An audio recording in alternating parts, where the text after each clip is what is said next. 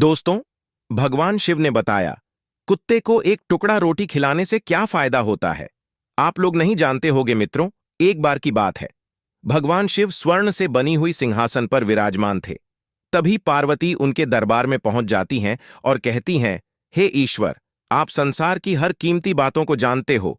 आप ही ईशान के दुख हरता हो तथा आप ही संसार के कल्याणकारी हो। तो हे ईश्वर, मैं आपसे एक प्रश्न जानना चाहती हूं। दोस्तों, तभी भगवान शिव कहते हैं, हे देवी पार्वती, आपके मन में जो भी प्रश्न है आप निसंकोच होकर पूछ लीजिए। हम आपके प्रश्नों के उत्तर अवश्य ही देंगे। तभी पार्वती कहती हैं, हे ईश्वर, मैं यह जानना चाहती हूं कि कुत्ते को एक टुकड़ा रोटी खिलाने से ईशान को कौन सा फल मिलता है। तभी भगवान शिव कहते हैं, हे देवी पार्वती, कुत्ते के बारे में तो आपको भली भांति झांत है। आप ही ने कुत्ते को श्राप दिया था मित्रों। आगे पार्वती कहती है, हे ईश्वर, हां, मैंने कुत्तों को श्राप अवश्य दिया था, परंतु हे ईश्वर, आप बताने का कष्ट करिए। दोस्तों, आगे भगवान शिव कहते हैं, देवी पार्वती, कुत्ते को एक टुकड़ा रोटी खिलाने से ईशान को 8 फायदे होते हैं तथा जो भी ईशान इन कथा के बारे में जानना चाहता है उसका जीवन धन्य हो जाता है और उसके जीवन में कभी दुखों का पहाड़ नहीं टूटता है। जो भी ईशान धरती लोक पर कुत्ते को एक टुकड़ा रोटी खिलाता है उसे यह 8 फायदे आवश्यक होते हैं और वह जीवन भर दुखी नहीं रहता है। उसे मृत्यु के बाद मोक्ष की प्राप्ति शीघ्र होती है। तो दोस्तों, वह कौन से 8 बातें हैं, आइए जानते हैं इस वीडियो में मित्रों। भगवान शिव कहते हैं, हे देवी पार्वती, अक्सर ईशान कई मौकों पर कुत्ते का नाम लिया करते हैं। किसी को अपशब्द देते हैं तो जुबान पर उनके कुत्ते का नाम आता है। भगवान शिव कहते हैं, हे देवी, वह ईशान गाली आदमी को देते हैं पर नाम कुत्ते का बदनाम होता है। तो क्या कुत्ते का जीवन इतना गया गुजरा है? नमस्कार दोस्तों, आप सभी लोगों से निवेदन है कि इस कथा को और कहानी को सुनने से पहले कमेंट बॉक्स में जय भोलेनाथ तथा राधे राधे लिखकर, वीडियो को लाइक करके, चैनल को सब्सक्राइब करके बेल आइकन ऑन पर प्रेस कर लीजिए, जिससे आप सभी लोग प्राचीन कथाओं और कहानियों से जुड़े रहे। मित्रों, आगे भगवान शिव कहते हैं, हे देवी, एक काला रंग का कुत्ता था। वह बहुत ही लाचार था और भूखा प्यासा था। वह गांव में सभी के घर घर जाता है, किंतु उसे कोई भी एक टुकड़ा रोटी नहीं देता है। वह भूख के मारा इधर उधर छटपटा रहता है। तभी घूमते घूमते एक दिन वह नदी के किनारे एक ब्राह्मण के आश्रम के पास पहुंच जाता है।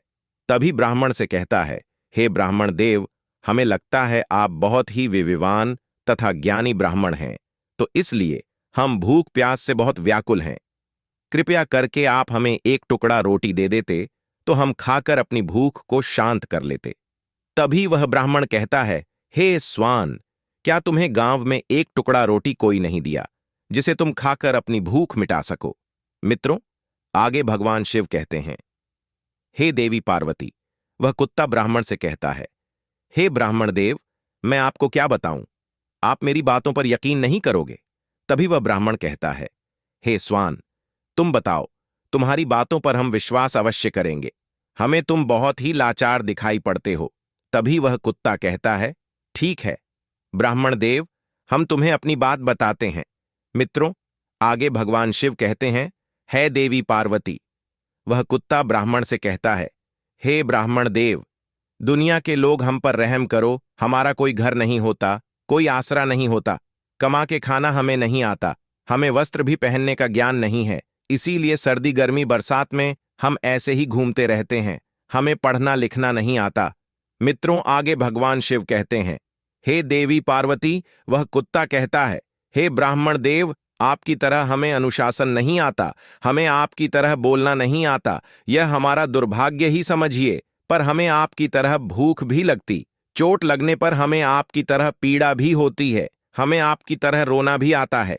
बस इन्हीं 3 कामों में हम आपकी बराबरी करते हैं, इसीलिए हम पर दया दिखाइए, हमें और कष्ट मत दीजिए। ईश्वर ने तो हमें वैसे भी कष्ट देकर ही भेजा है, ऊपर से आप लोग हमें परेशान करते हैं। हम आपकी तरह ईशान नहीं है, हम पराधीन जीव हैं। जब हमारा जन्म हुआ उस समय हमारे आंख कान बंद थे, कह नहीं सकते कि उस समय आपके जन्म पर जैसे नाच गान होता है, बाजे बजते हैं, खुशी मनाई जाती है, हमारे जन्म पर भी यह सब हुआ होगा। हमारे जन्म पर किसने खुशी मनाई होगी। हम जिस बिछौना पर थे वह रुई की भान नरम तो था, सर्दी बिल्कुल नहीं लगती थी। मैं मन में सोच रहा था कि किसी बड़े घर में पैदा हुआ हूं। लेकिन जब हमारी आंख खुली तो मैंने देखा कि हमारी मां, जिसे आप लोग कुतिया बोलते हो, वह अपने 4 बच्चों को छाती से चिपटाकर एक भार की राख में पड़ी थी। हम 4 भा थे, बाकी 3 भाई तो सफेद और भूरे रंग के थे। मैं अकेला काला रंग का था। सबसे छोटा मैं ही था, इसीलिए कमजोर भी था। मेरी मां हम लोगों के पास जब तब आती थी, क्योंकि उसे भी अपने भोजन की व्यवस्था करनी पड़ती थी। यदि वह ना खाती तो हमें दूध कहां से पिलाती। उस एक मां पर हम 4 निर्भर थे। वह बेचारी अपने भोजन के लिए इधर उधर दौड़ती रहती थी। कभी भोजन मिल भी जाता था, कभी नहीं मिलता था, लेकिन वह हमेशा हम 4 का बड़ा ख्याल रखती थी। आखिर मां जो थीं, वह रात रात भर जागकर गांव की रखवाली करती थी। मजाल नहीं था कि कोई अनजान आदमी बुरी नीयत से गांव की ओर भी झांक जाए। दूसरे गांव के कुत्ते भी हमारी मां के डर से गांव में नहीं आते थे। गांव के किसी किसान के खेत में कोई खड़ी फसल खाने आती तो हमारी मां उसे दौड़ाकर भगा देती।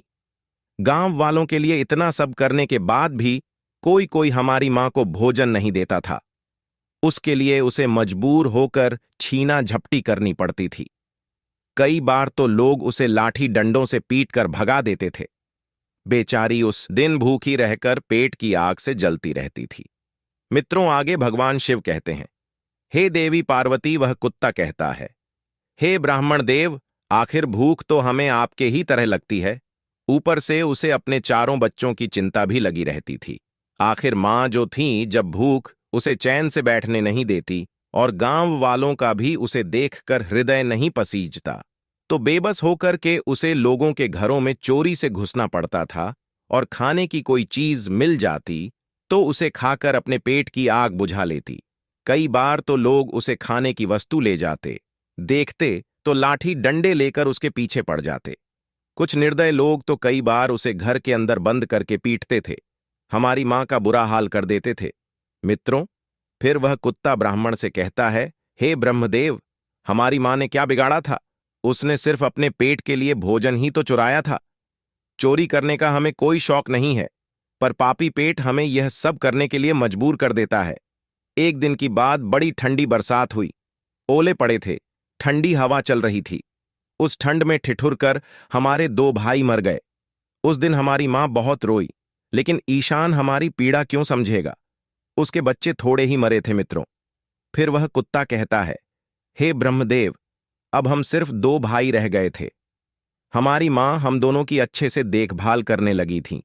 एक दिन उसी गांव में एक सेठ के घर पर दावत चल रही थी और पुड़िया बन रही थी।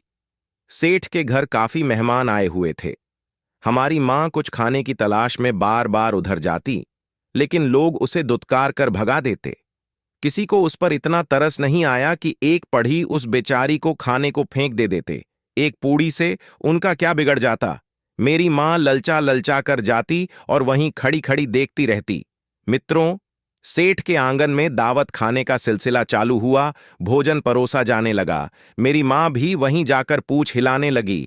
खाना परोसने वाला आदमी जब किसी काम से भीतर गया तो मेरी मां दबे पांव पूड़ी लेने को चल पड़ी। फिर धत धत की आवाज होने लगी। चारों ओर से लोग चिल्ला चिल्लाकर ऐसे भागे। मेरी मां, वह चीख पुकार सुनकर घबरा गई। 2-3 आदमी डंडे लेकर उसके पीछे बड़ी बेरहमी से दौड़े। मेरी मां वहां से घबराकर भागी, मगर उसे वहां से निकलने का कोई रास्ता नहीं मिला, क्योंकि सामने से लोग डंडे लेकर आ रहे थे। तभी मेरी मां वहां पर जो लोग भोजन कर रहे थे उनको देखकर निकल गई। मित्रों, आगे वह कुत्ता कहता है, हे ब्राह्मण देव, मेरी मां अपने निकलने पर इतनी हैरान नहीं थी जितनी कि उन लोगों को दक्कर हुई थी जो वहां पर दावत खा रहे थे। वे सब उठकर खड़े हो गए। उन्होंने भोजन करना छोड़ दिया और कहने लगे कि कुत्ते के जाग जाने के कारण भोजन भ्रष्ट हो गया है। सब एक दूसरे से विचार कर रहे थे कि अब क्या किया जाए। खाना तो सब खराब हो गया बेचारा। वह सेठ फूट फूट कर रोने लगा। कुछ लोग तो यह भी कह रहे थे, भाई, कुतिया के चाटने से भोजन खराब कैसे हो गया। उसने खाने में या पतीलों में मुंह थोड़ी ही डाला है, सिर्फ ऊपर से निकल ही तो गई है। और कहने लगे, शहरों में तो लोग कुत्ते को पाल कर घर के अंदर सुलाते भी हैं और खिलाते भी हैं, तो इसमें कोई बुरी बात नहीं है। अगर कुटिया नाक गई है तो भोजन खराब नहीं हुआ है। लेकिन उनमें कुछ लोग बड़े घरों से ताल्लुक रखते थे। उन्होंने एक भी नहीं चलने दी। कह रहे थे कि भोजन तो भ्रष्ट हो गया, यह हमारे खाने के लायक नहीं है। आखिरकार उन्हीं की बात मानी गई। अब तो वह सारा भोजन गरीबों में बांट दिया गया। उस दिन तो मेरी मां को खूब पेट भर के खाना मिला था। ऐसा सुख उसने में कभी नहीं पाया था। लेकिन वह सुख उसके लिए बड़ी मुसीबत बन गया। वह भोजन करके वहां आराम से लेटी थी, लेकिन उतने में वह सेठ डंडा लेकर वहां आ पहुंचा और उसे बुरी तरह से पीटने लगा। उसे बाहर से भागने का भी कोई अवसर नहीं मिल पाया। डंडों की चोट से वह बुरी तरह चिल्लाने लगी। मां का विलाप सुनकर पत्थर भी पसीज जाता, पर उस निर्दय को उस पर जरा भी रहम नहीं आया। वह उसे कठोरतापूर्वक पीटता रहा। मां का वह आह का शोर पूरे गांव में सुनाई दे रहा था।